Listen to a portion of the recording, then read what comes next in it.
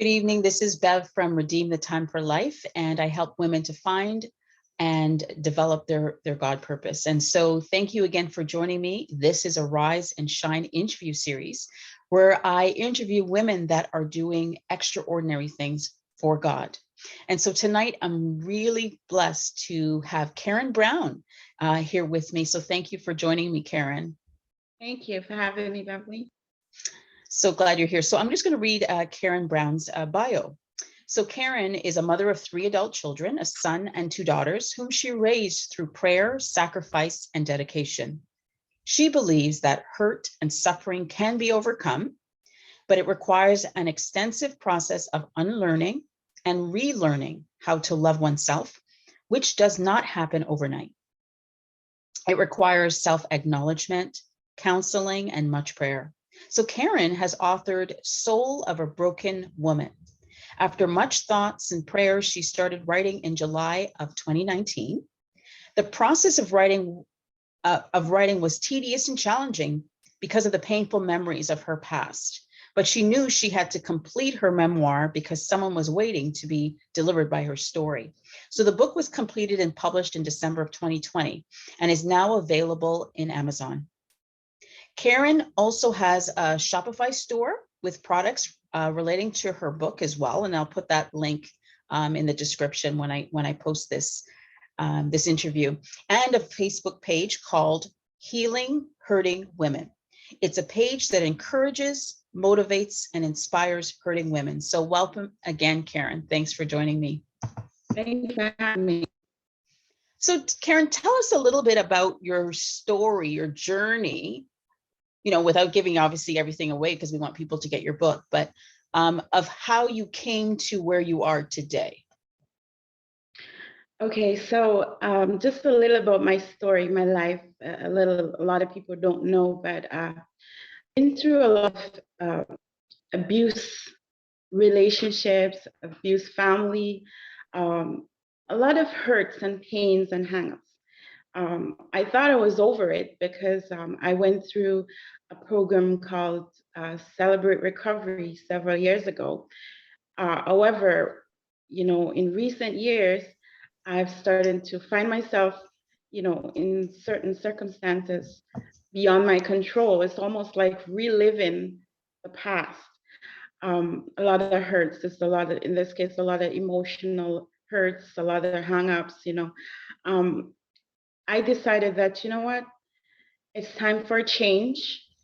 And for me to get the change, I have to get up and make that first step.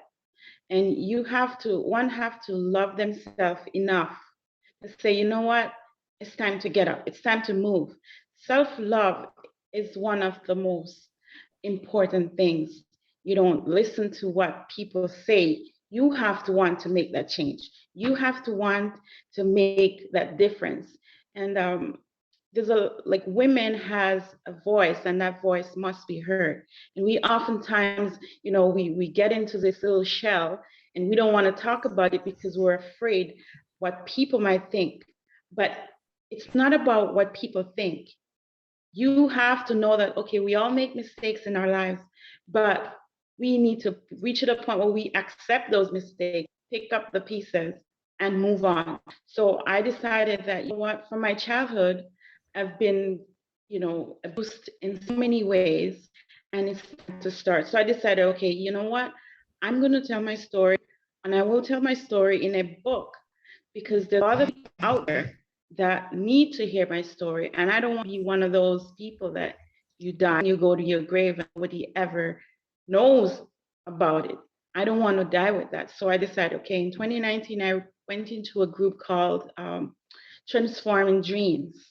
And from there, I started to, you know, write my book. I've always wanted to write the book, but I was motivated. Starting the book, something happened to me, something could have been tragic today, but had it not been for the grace of God, I'm still here. And that was all the stressors and all the things that I had going on in my life. I suffered a heart attack, I had to do a heart surgery.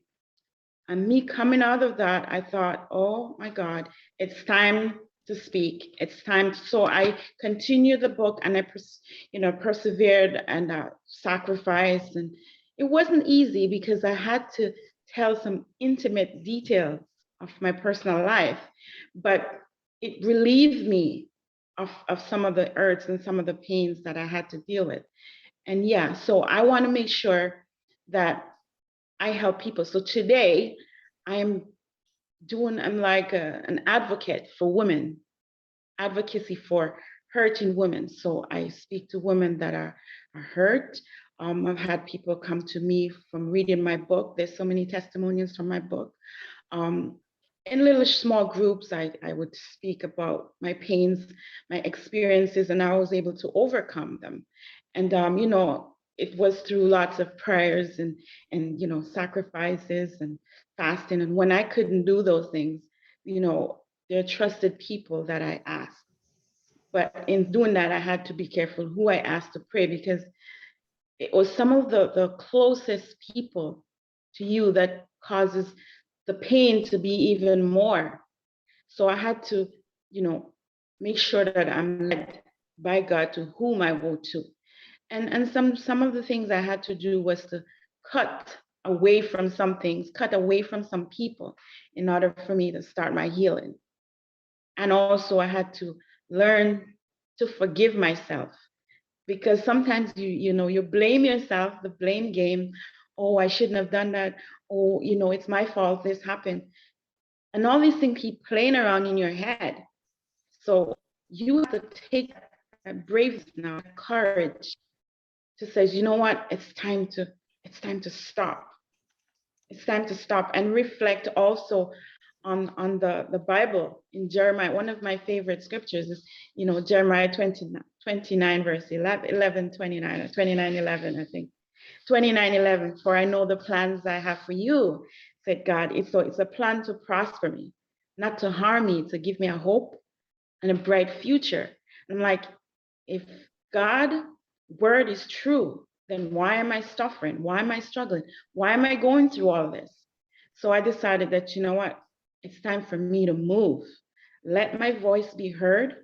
In the process of doing that, yes, some people may have gotten hurt, but you have to be selfish and think about you. Think about you. When I was lying on the operating table there, it wasn't that I went to the doctor or I had a scheduled appointment for heart surgery. It wasn't like that. I wasn't feeling well. I have all these, sickness going on. And I happened to go to the doctor, had an appointment for just a 10 minutes checkup. Mm-hmm. A 10 minutes procedure turned into 2 hours emergency heart surgery. I realized, hey girl, it's time to wake up and, do something, because you cannot live like this. You can't live in all these stressors and having all these anxieties around you. You have to get rid of something. So you have the baggages, you got to drop them off. Pick up yourself, trust God, and move on. And that's what I did. And I want to help women to do the same, because today I'm in the healing process. I'm not 100%, but I'm doing so much better. Had I not released myself of these things, had I not written my book and tell my story, probably with all these stressors within, I probably would have been history today. I probably would have been dead, So you have to want something. You have to know what your purpose in life is and how to go about it. And, women need to understand that you have worth and you have values, and you need to know how to not allow the voices around you, or even the voices that goes on in your head, control you.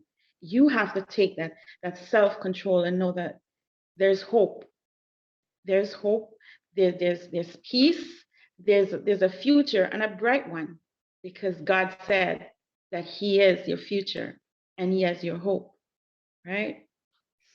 Yeah, and thank you so much for that, Karen. And I mean, you said so many great nuggets in through there, just taking us through some of the things that you have gone through. So thank you so much for sharing that.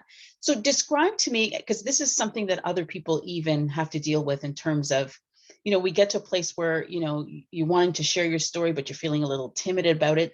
Talk to us about the fact that you were able to, sort of bear what you needed to bear so that people can really understand the journey properly, right? To understand where God has brought you through. What advice would you give to someone that, whether it's a book or it's some other way that, they feel that they want to give their story, but they're afraid, Okay. sort of. Yes. See, for me, there's so many avenues that I've taken. I can just share a few of them. Like, I've been through counseling, several counseling. I've been through Christian counseling. I've been through counseling through my work. I've been to pastors or some pastors. I've been through friends.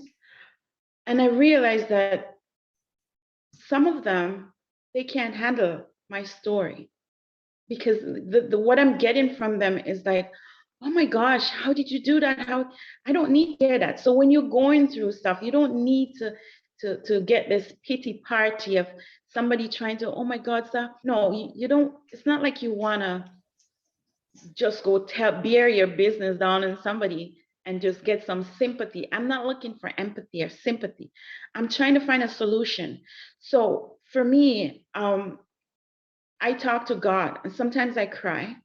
And before, like, I'll go to people, I'll go to a friend, and I'll say, oh, this is what happened. And sometimes they're able to cry on their shoulders. Sometimes they'll listen, and they themselves will cry. But that's not the answer. I've gone through counselors. On one occasion, I went to a professional counseling. It was through my work, one of those counselors, and he go, for a little person with such a big heart, how do you do it? I don't want to hear that. I want you to help me. Tell me what you can do for me. But what you need to find somebody that pray about. First of all, you do nothing without prayer. You pray about it and you ask to lead you to that person. You look for somebody who you think might be in similar situation and see how they got through it. You ask questions. And for me, when I couldn't find none of those, there was a time when it reaches to a point where it was so bad. There was attempted suicide. A lot of people don't know that. It's a part of my book. There was an attempt for suicide, but that didn't help because that's not how I'm supposed to go. So you go to the word. The Bible is a source.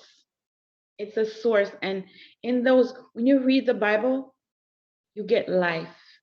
When you pray, you get life. And sometimes in a situation when it's so grave, you can't even read the Bible. You can't pray. But one thing I know, when you cry out to God, you see, tears is a language that God understands. And a lot of the things I've been through, honestly, I go to God in prayer. I cry. You feel that the warmth. And then after you pray, you will find that person. You don't even know how, somebody who don't even know about you. You listen to a message on TV or on YouTube and you get the answer. Because sometimes you have to know who you talk to, because sometimes people cannot be trusted. And that was one of my issues, because I talked to so many people, you can't trust them because you're hearing this and you're hearing that. And the solution is not, you don't get a solution, you don't hear anything. So I read the Bible for me. The answer to your question, I read, I pray, I fast, and whenever I can't do that, I ask for the spiritual help in that way. And I listen to YouTube messages. You can go online and Google, you can go on YouTube and you search for similar situations and see how that was resolved and try to implement that into your life. And for me, I did some of those. Thank you for that. And, that's so important because really, with what you've gone through, other people are going through similar things. And you're right in saying that, sympathy really is not helping you. It doesn't help anybody, actually. What we're all looking for a solution. So thank you for those tips and those nuggets that you shared in terms of how you go to the source for those solutions, and he provide that person. So thank you for that. So tell me, so you've been through, so as you said, you had heart surgery, and again, you went in there for a routine, appointment, and then next thing you know, you're 2 hours. How would you say you look at life differently after that? Okay. I look at like my story is so long. I'm just telling you pieces. If someone Yes. really needs to know the depth, they will need to the book because it's such a short time that we have, so I can't get into full detail. But like I said, when I woke up 2 hours later in the recovery room, actually prior to me going into the actual surgery, they had pre-prepped me for just a 10-minute procedure. So I wasn't fully sedated. Ah. So it was in the OR. They were just looking, and I can hear when the doctors are saying, something with my arteries. We got to do some whatever. But you're semi-conscious, but you're not fully out. And so I had to sign. They can't do a surgery without your signature. So I had to sign. So I barely scribbled my. And 2 hours later, I woke up and I'm looking around and because my ride was outside waiting for me. My mother was in the waiting room waiting for me. And I'm like, okay, what's going on? And the doctor told me that 4 of my major arteries were blocked. Mm. So they had to put 4 stents inside of me and they had to put 2 balloons. At that moment, I'm like, oh my God, I could have been dead. I did not been for the grace of God. So Yeah. the stressor is all that I went through some really horrible, stressful time. And people look at you, I don't look like what I've been through. I Mm-hmm. don't look like it. And I would have this pretty smile, but I carry all these things. So my advice is don't carry baggages. Don't carry your pain. You need to let it out, talk about it, because my cardiologist says I was a walking dead person, literally. Mm-hmm. Because when he showed me my heart on a 4D, that wasn't even 3D, I said 4D. Right. I couldn't believe, I don't know how I even survived. Mm. And so don't take life lightly, don't take life for granted. And if there are some things in your life that causing you pain, cut it off. I would rather to cut my right hand off Mm-hmm. and throw it away. No matter how much I love my right hand to write, it's hurting me. Put it aside for you to live. God will make a way for you. And Mm-hmm. so some of those really hard pain that I had to deal with, situations, circumstances in that was going on in my life, it was causing so much pain. And I myself didn't realize it, that it was causing. So my advice is don't hold on to baggages. Let somebody know. Talk about it. Don't keep it in. Don't try to say you're protecting this person or that person or no. Think about, you have to be selfish sometimes for your sake. For your sake. And believe God and take him at his word. Don't say, oh, if this happened, I don't know what I'm going to do. I can't manage this or I can't manage. No. Mm-hmm. God is your source. He's your provider. He's your healer. If you're sick, he's going to heal you. If you don't have the finances, he will provide it. He's your provider. But do not stay stuck in a situation that will cripple you. Mm. No. God has a plan for you, and that plan is to prosper you and to give you a hope and a bright future. It's not for you to sit down and be buried into some crisis. No, get up. So the thing Mm-hmm. is, don't be silent. Don't remain silent. Yes, your volume, your voice will hurt, but it's okay. The hurt will pass. You need healing, and if it's something that you need to forgive yourself for, forgive yourself. And those people that hurt you and those people that causes crisis, forgiveness is the key. You Mm. can forgive, doesn't mean that you have to cut back. You can forgive and heal. Just don't find yourself in that position again. Forgiveness is, for me, it's critical. And though things happen, in circumstances and you move on, doesn't mean you haven't forgiven. That's Doesn't mean right. you're going to forget everything that happened. You forgive. And Yes. for me, all the things that I've endured from childhood up into, adulthood, from relationships, from friends, I have forgiven. And that's why I can speak boldly. And that's why I'm able to write my book. But when I say, oh, you forgive, but you don't call this, and you don't talk, that's not forgiveness. My heart is clean, Mm-hmm. but you have to move beyond pain and talk Mm-hmm. about it and help somebody who, maybe going through the same thing, who probably reach at the wit's end, a dead hand, and don't know what to do. I could be that voice. That person could be waiting for my story. Oh my gosh, if Karen went through this and she survived, I can do this. So if I can Mm-hmm. help one person, believe in that there is hope. Yeah, there is hope. Awesome.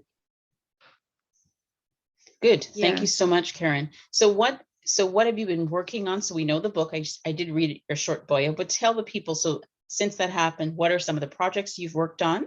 And you can show your book as well. And then what's coming up? Okay, so I'll show the book first because it's already completed. So this is my book. It's called Soul of a Broken Woman. And may I demonstrate a little book? I don't know if can you see it very well? I can see it. Okay, so this book has a story with it. So in the back of the book here, Yeah. it's a sunshine. It's a ray of sunshine. And there's a picture of a very sad looking woman. That's me. And in the front here, there's butterflies. And there's a big picture here. So this ray of sunshine is basically telling you there's hope. And this sad lady in the back is a cocoon. It's like a caterpillar stuck in a cocoon, trying to fight its way through because it's so dark and so, and these butterflies emerged out of the cocoon and and it just bloomed into this beautiful picture of me. So Yeah, today, I love that. so today I can say that, I've written the book. I've also won a literary award for the book. Fantastic. Congratulations. From Gem FM, it's a radio station. Actually, they're the one that launched my book. Okay. I've also done several interviews for my book. I think they're also on my Healing Hurting Woman page. I'm currently working on a workbook that goes with the book. Okay, fantastic. Because there's some churches, because like I said, I share my stuff. So there were a couple of churches that wanted a workbook to kind of, because the book has several chapters in it. And although it's chapters, each chapter could become like a book. For sure. The workbook, a group study. So the workbook that goes with this, so you can sit in like a small group or something to talk about your story, like an outlet, how you can help to release yourself. Awesome. So that's one. Okay. I do have other books, volumes to this book, not the same text. Like I said, the chapters in this book are actually volumes. Okay. For coming books. Okay, that you can expand on. Okay, sounds good. Yeah. And I've always wanted to, like everybody may know that I'm in the legal system. So I work in the court. I see. I'm also pursuing my career further. I guess this interview is a little bit sooner, and if you had waited just a little bit longer, you probably would have I would share that part of my story, but I'm working on that. I also have my Shopify store. The products that are on Shopify, those are basically, t-shirts or mugs. Okay. It's like the struggle is real, or, woman worth. So you can also those products. Okay. I have my my author's page. It's www.healinghurtingwomen.com. Okay. I'm still working on it, but it's up and it's live. It's up. Okay, it's good. It's up. Good. Excellent. Up and live. You can read a little bit more about me. I'm working on some blogs. I also have a single mother's page as well. Okay. It's also a Facebook page. It's called Single Mothers Can Make It Despite Many Oppositions. Okay, good. I have that page several years ago, so I still, it's active. So I put inspirations on it, sometimes a little video. Okay. The Healing Earthing Woman page, that's also Facebook. I put little inspirations on it, some YouTube videos on it, some personal videos that I make with encouragement and inspirations. I also have a YouTube channel. It's live, working on it. It's called Good. Healing Earthing Women. Occasionally, sometimes if somebody asks me if they like a little group and they would ask me to share my story, I share my story. And if anyone wants to talk to me just about, what they're going through, I can talk to them and encourage them. I'm here basically as an advocate for women Love that are it. hurting. Yes. Let them know that, you know what, you're not alone. That's it. God is with you. He promised that he will never leave you. And his promises are true. Yes. And just keep it in the back of your head. Jeremiah 29:11. That's my favorite scripture. Yes. For I know the plans that I have for you. It's a plan to prosper you, to give you a hope, a bright future.